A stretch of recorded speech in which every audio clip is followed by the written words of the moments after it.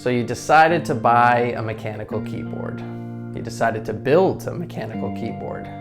There's your first mistake. You know, you're watching YouTube sound tests, you're going down the rabbit hole of Reddit threads.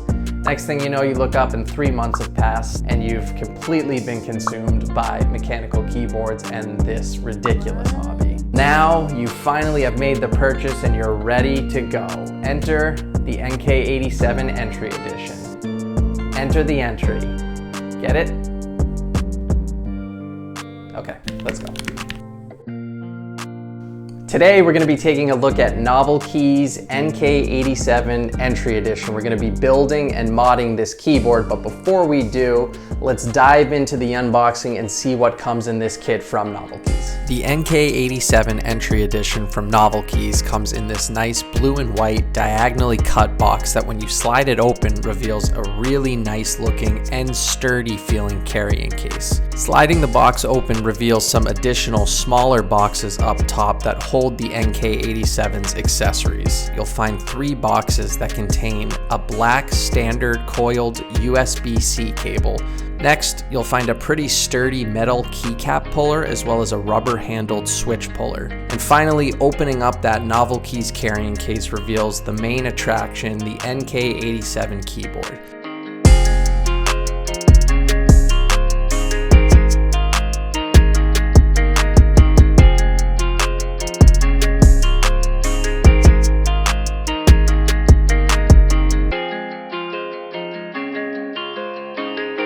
This is a fully assembled polycarb keyboard with a polycarb plate, a hot swap PCB, and comes with Novelkey's PCB screw-in stabilizers already attached, and a few different layers of silicone dampening that we'll touch on later in this video, so be sure to stick around for that.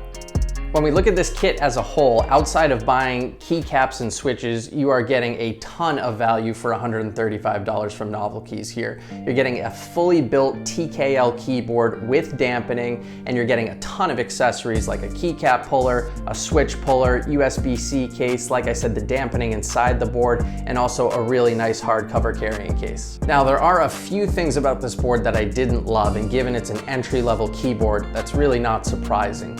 The first and the main issue I had is the mechanism for which the top of the keyboard mounts to the bottom, and it's a few plastic tabs that run along the top, sides, and the bottom, and you have to just basically pry and pop it off. The first couple times I did this, I thought I was gonna break the keyboard. I even left some scuff marks from screwdrivers trying to get in there and pry it to pop it off.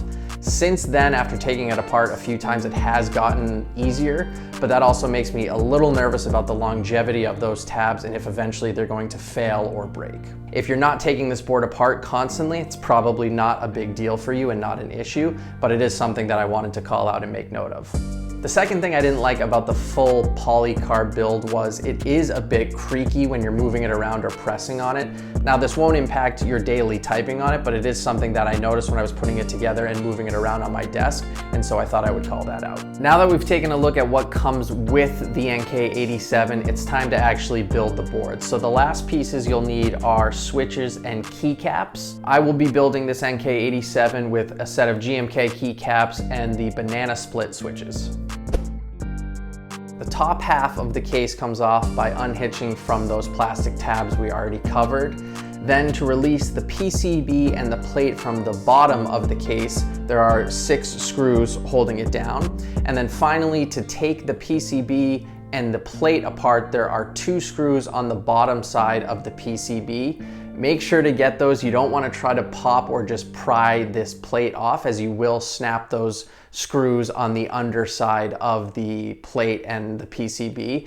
I definitely didn't do that. Once you remove the 6 screws holding the PCB and plate to the bottom case, and you remove the 2 screws holding the plate to the PCB, the polycarb plate can be popped off and it reveals a layer of silicone dampening between the plate and the PCB. We're left with Novelkey's hot swap PCB with screw-in stabilizers and per switch RGB lighting that can be controlled and programmed with VIA. Finally, we can see the bottom portion of this case and this massive piece of silicone dampening that comes included in this keyboard. One last thing to call out about the PCB and those screw-in stabilizers. The stabilizers actually come pre-looped. Wait a second. The hell is that? Okay, so maybe the pre-loop stabilizers aren't all they're made up to be. When we take a closer look, we can see that a single glob of lube looks like it was placed down into the stabilizer or the general area, and actually looks like it was just done post-board assembly. You can even see on the left side here that the lube isn't actually even touching the stabilizer at all. It looks like it was just thrown down in there and hit the plate on its way down. Now, I'm not sure if Novel Keys intended the buyer to go in and tune these up and spread that lube around, or if this was some odd or lazy attempt at lubing the stabs post-production, but either way, these are definitely going to need some attention and more to come on that. Now that we've covered the disassembly, let's put some switches on this keyboard. Alright, just go ahead and pour these switches out. I've seen a lot of YouTubers do some cool video editing with these, so these should just pop into place. What the hell? Alright, I guess I need to work on my editing skills.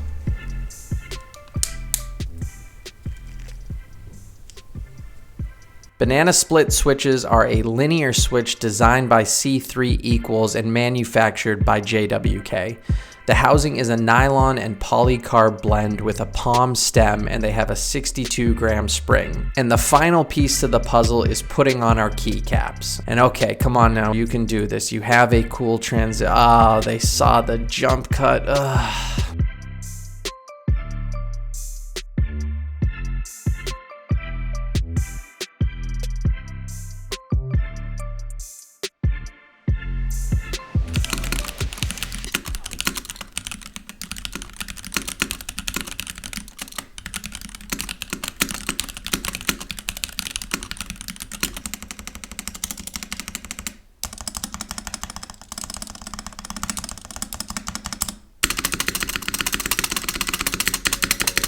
Now that we've seen those pre-lubed stabilizers and heard the way they sound, they're pretty awful. If this is your first time getting into mechanical keyboards, you might be okay. This might be fine for you and you can get by with this. But if you are at all familiar with taking apart a keyboard and getting into the modding and customization of keyboards, you're definitely going to want to take these stabilizers apart and lube the rest of the housing and spread those globs around. Now that we've modded the stabilizers, let's hear how it improves the overall sound of the board.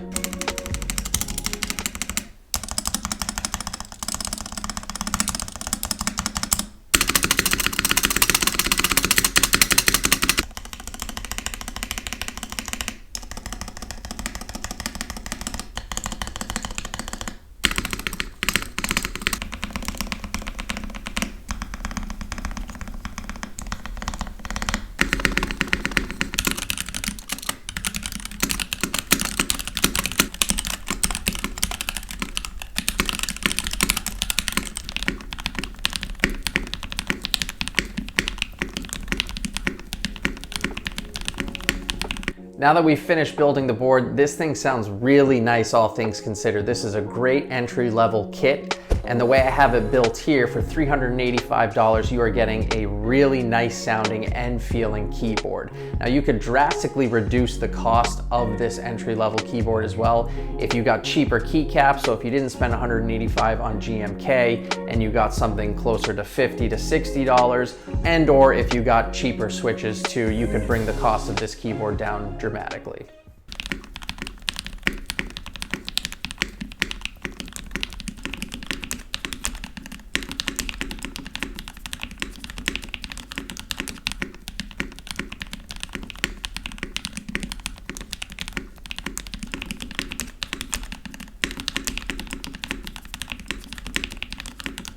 The board still sounds really, really good, and it drops the price down from $385 to $255, making it much more affordable for an entry-level keyboard. And for one last sound test, I have to follow Bad Seed's recommendation. Let's remove the bottom dampening silicone pad and see how this board sounds without it.